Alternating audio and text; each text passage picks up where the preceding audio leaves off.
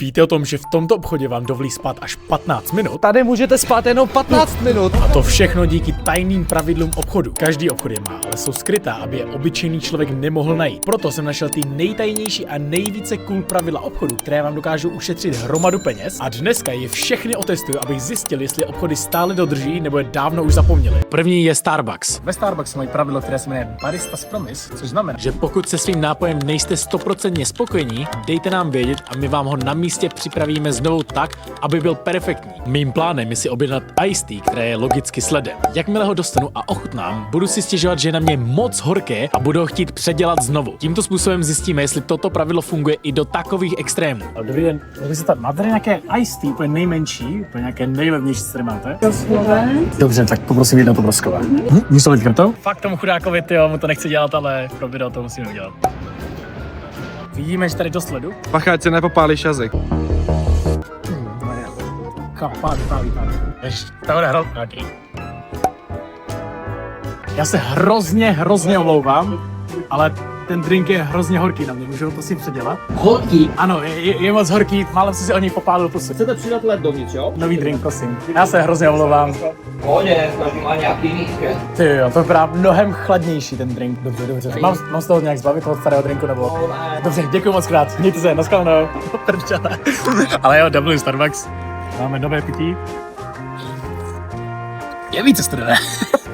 Chudák borec, ale jo, Barista's Promise actually funguje a Starbucks actually stará o své zákazníky, takže W Starbucks. Fakt jsem si myslel, že jen s tím Starbucks pošle do háje, ale jsem mega rád, že to fungovalo, takže jdeme na další obchod, čímž je Kaufland. Kaufland má totiž pravidlo, které zní: pokud čekáte u našich pokladen déle než 5 minut a nejsou otevřeny všechny pokladny, obdržíte od nás poukázku v hodnotě 50 korun. Já jsem musel docela dost přistat, abychom tady tohle stihli. Jak vidíte, před Kauflandem je hrozně moc důchodců. Abychom tady tohle mohli dělat co nejlépe, tak tam budeme potřebovat hodně lidí a kdo vždycky bývá v obchodech a zatíží tam nejvíc? Důchodci. Tak jo, a začínáme.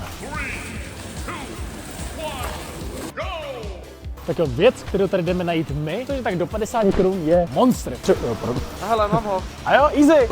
43 za jeden, to si děláš prdel. Jdeme teďka kempit před pokladnama a počkáme, až se bude dost lidí na to, abychom to vytížili celé. Čekal jsem u pokladen zhruba 20 minut, než se to celé vytíží, ale došli jsme k tomuto závěru. Tak jo, jak vidíte za mnou, tak tomhle tom Kauflandu a hádám asi po všech v celé České republice je extrémně moc samoobslužných pokladen a tady na Kaufland stránce mají napsané, že nárok na poukázku nevzniká, pokud zákazník čekal na klasické pokladně a mohl být bez čekání obsloužen na samoobslužných pokladnách a naopak.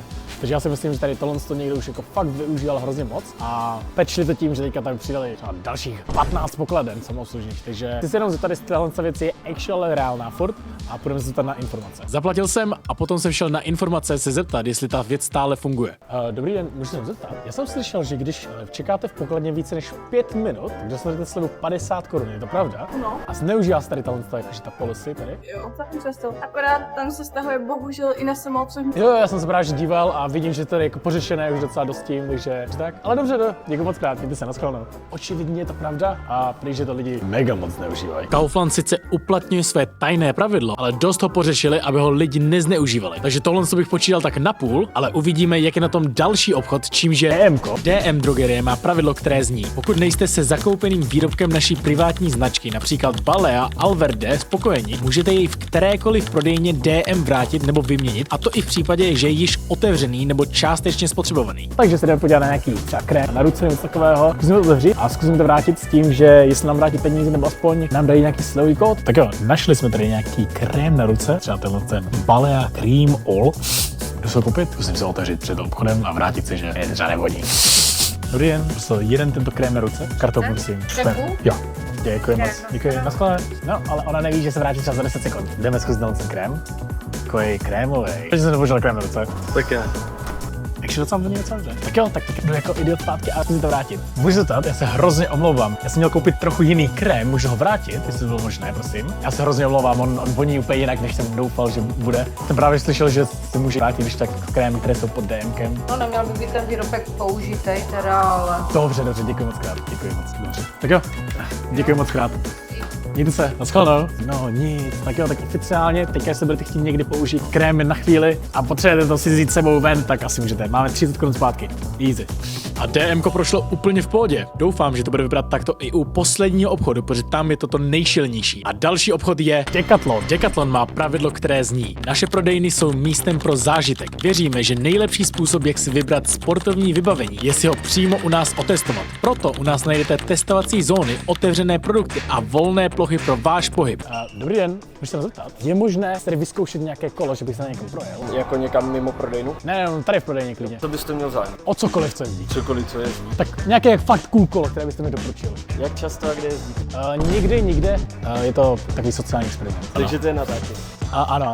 Ale co s tím chcete dělat? Je to školní projekt. Jo, Kolonce. to mě překvapilo snad nejvíc. Tak jo, a je tady nějaké místo, kde si na to můžu zkusit vet? Jako jen tak prodejně, ale bacha Na lidi. ostatní lidi. Krása. A poprosím ne úplně jako neblbnout. Chápu samozřejmě, já jsem velmi bezpečný jezdec. Ty jo. Počkat, a jmenujete se Adam, máte dobré jméno, taky Adam. Dobrý Adam. Zajímá, co si o tom myslí ostatní lidi. Dobrý den. Tak já jdu vrátit Adamovi kolo. Actually lidi, napište všichni do komentářů W pro Adama, je to mega fair, navíc má ještě úplně mega dobré jméno. Takže všichni napište do komentářů W Adam, jestli jste v této části videa. Samozřejmě jsem musel využít toho, že tam můžu vše vyzkoušet, takže jsem zajel na waveboardu. Napište do komentářů, jestli jste taky mývali jeden jako já. U toho praštil do pár pytlů. Zahrál si na kulečník, nejsem to nejlepší. Zahrál si s kameramanem ping-pong, zkusil pár nožiček, dal trickshot, tentokrát doopravdy. Dobré, easy. Zapádloval na kánoji, vyzkoušel lezeckou stěnu a dokonce tam byl i bench press. A jde poznat, že Decathlon dodržuje své pravidla. Návštěvu jsme zakončili dobrou recenzí a vy byste měli toto video taky tím, že dáte like a odběr. YouTube si myslí, že se vám tady toto video bude mega líbit, takže já být váma, tak na ní kliknu. Tohle video vám může fakt zlepšit den. Fakt, věřte mi. Prostě klikněte na to. Plus.